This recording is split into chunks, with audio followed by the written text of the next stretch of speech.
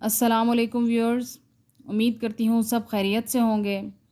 اور سب کے لیے قرآن پاک کا ترجمہ عملی زندگی میں مددگار ثابت ہو رہا ہوگا۔ ویورز، ہم نے 15واں رکوع شروع کیا تھا جس کا ہم نے نصف حصہ پڑھ لیا تھا، یعنی 237 آیت تک۔ آج آج ہم اس کا نصف حصہ مکمل کریں گے انشاءاللہ۔ پچھلے حصہ میں، اس رکوع کے پچھلے حصہ میں اللہ پاک نے فرمایا تھا کہ جو طلاق دے، جس کے ساتھ ابھی کوئی ازدواجی تعلق بھی قائم نہ ہوا اور حق مہر بھی مقرر نہ ہو، تو اس کو چاہے تو طلاق دے سکتا ہے، لیکن طلاق دے تو بھلائی کے ساتھ دے، کچھ نہ کچھ اس کو ضرور دے دے۔ پھر اللہ پاک نے آگے کیا ارشاد فرمایا کہ جس کو چھوا تو نہ ہو لیکن اس کا حق مہر مقرر کر دیا ہو، تو پھر فرمایا کہ اگر اس کو بھی چاہو تو طلاق تو دے سکتے ہو، لیکن حق مہر کا نصف حصہ اس کو دے دو تو زیادہ بہتر ہے۔ آگے رب تعالیٰ کیا ارشاد فرماتا ہے، اعوذ باللہ من الشیطان الرجیم، بسم اللہ الرحمن الرحیم۔ حافظو، پابندی کرو، علی الصلاۃ، نمازوں پر، والصلاۃ، اور نماز، صلاۃ الوسطی، نماز درمیانی، اور قوموا، کھڑے رہا کرو، للہ، اللہ تعالیٰ کے لیے، قانتین، عاجزی کرتے ہوئے۔ اب یہ آیت پھر سے نماز کے متعلق آ گئی ہے۔ نماز کی اتنی اہمیت ہے کہ قرآن پاک میں تقریباً 100 بار نماز کا ذکر ہوا ہے، اور حضور صلی اللہ علیہ وسلم نے نماز کو دین کا ستون قرار دیا ہے۔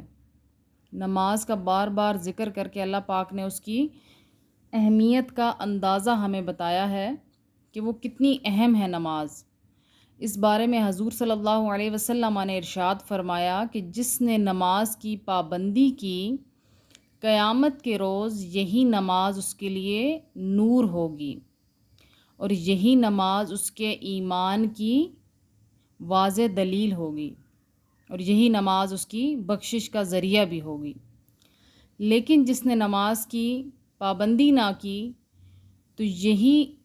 نماز نہ اس کے لیے نور ہوگی، کیونکہ اس نے نماز ادا ہی نہیں کی، اس کے لیے نہ نور ہوگا، نہ اس کے ایمان کی کوئی دلیل ہوگی، اور نہ ہی اس کی بخشش کا کوئی ذریعہ ہوگا۔ پھر اس کا حساب ابو جہل، فرعون جیسے لوگوں کے ساتھ لیا جائے گا۔ اللہ پاک معاف فرمائے اور اللہ پاک ہمیں نماز کی پابندی کرنے کی توفیق عطا فرمائے۔ آگے رب تعالیٰ کیا ارشاد فرماتا ہے، فَإِن، پھر اگر، خفتم، تم کو ڈر ہو، فرجالن، تو پیادہ، او یا رکبانن، سوار، فَإِذَا، پھر جب، تم امن حاصل ہو جائے، فَاذْكُرُوا، تو یاد کرو، اللہ تعالیٰ کو، کما، جس طرح، علمکم، اس نے سکھایا تو تمہیں، ما لم تکونوا، جو تم نہیں تھے، تعلمون، جانتے تھے۔ پچھلی آیت میں اللہ پاک نے کیا فرمایا کہ نماز قائم کرو، اور کون سی نماز؟ خصوصاً درمیانی نماز۔ اب اس میں بھی بہت سے فقہا کا اختلاف ہے، لیکن زیادہ تر فقہا اس پر متفق ہیں کہ اس سے مراد عصر کی نماز ہے، اور اس کا اندازہ انہوں نے اس سے بھی لگایا کہ ایک دفعہ غزوہ خندق کے دوران حضور صلی اللہ علیہ وسلم کی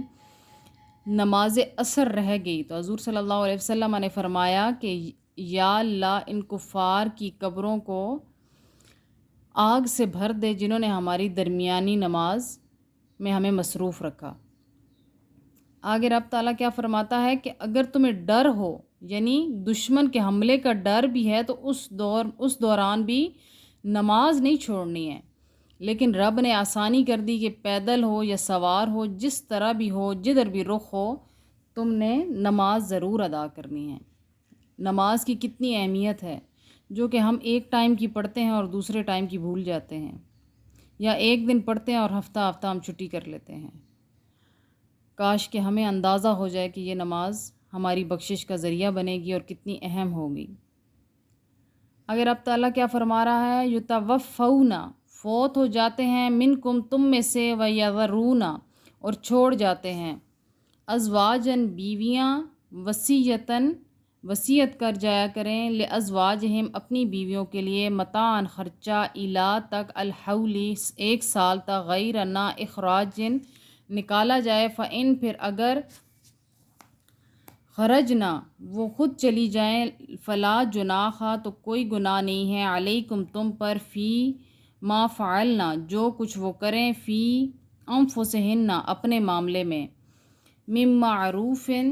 مناسب طور پر، واللہ اللہ تعالی عزیز بہت زبردست، حکیم حکمت والا ہے۔ اسلام کے شروع کے دنوں میں جب کوئی بیوہ ہو جاتی عورت تو اس کی عدت 1 سال تک ہوتی، اور 1 سال تک اپنے شوہر کے گھر وہ رہتی اور نان نفقہ اس کا حاصل کر سکتی تھی، لیکن اس کے بعد پھر منسوخ کر دیا گیا یہ 1 سال کی عدت والا حکم، اور 4 ماہ اور 10 دن کا حکم ہو گیا۔ وللمطلقاتی اور طلاق والی عورتوں کے لیے متاع خرچہ بالمعروف ہی مناسب طور پر، حقاً واجب ہے، علی المتقین پرہیزگاروں پر، کذالک اسی طرح، یبین کھول کر بیان کرتا ہے اللہ تعالی لکم تمہارے لیے، آیات ہی اپنے احکام، لعلکم تاکہ تم تعقلون سمجھ جاؤ۔ الحمدللہ ہمارا 15واں رکوع مکمل ہو گیا، اور آخری 2 آیات میں رب تعالیٰ کیا ارشاد فرماتا ہے کہ طلاق والی عورتوں کے لیے بھی یہی ہے کہ ان کا خرچہ بھی عدت تک تم پر ہے، یعنی اس لیے عدت رکھی اللہ پاک نے فرمایا کہ اگر ان کو کوئی حمل بھی ہو تو معلوم ہو جائے، اور اللہ پاک نے یہ بھی مرد کے نسب کو بچانے کے لیے اس بچے کے ساتھ زیادتی نہ ہو، اس لیے یہ رکھا، پھر نان نفقہ بھی رکھا۔ اسی طرح اللہ پاک اپنے بندے سے کس طرح سے پیار کرتا ہے، اور پھر اللہ پاک نے کیا فرمایا کہ تم سمجھ سکو، اس لیے ہم اپنی تمام آیات، اپنی تمام نشانیاں کھول کھول کر بیان کرتے ہیں، اور اس میں تو کوئی شک و شبہ ہی نہیں ہے کہ اللہ پاک نے کس طرح سے واضح طور پر ایک ایک مسئلہ قدم بقدم، درجہ بدرجہ ہمیں سمجھایا ہے۔ ابھی تک ہم نے جو کچھ سیکھا ہماری عملی زندگی کے لیے کتنا مددگار ہے۔ وہ مسائل جو ہم ادھر ادھر گھومتے ہیں پھرتے ہیں، جن کا ہمیں صحیح جواب نہیں ملتا، کاش ہم قرآن پاک کھول کر دیکھ لیں تو ہماری زندگی کے آدھے مسائل تو ویسے ہی حل ہو جائیں گے۔ تو اللہ پاک ہمیں قرآن پاک سے صحیح معنوں میں جڑنے کی توفیق عطا فرمائے، اس کو سمجھنے کی،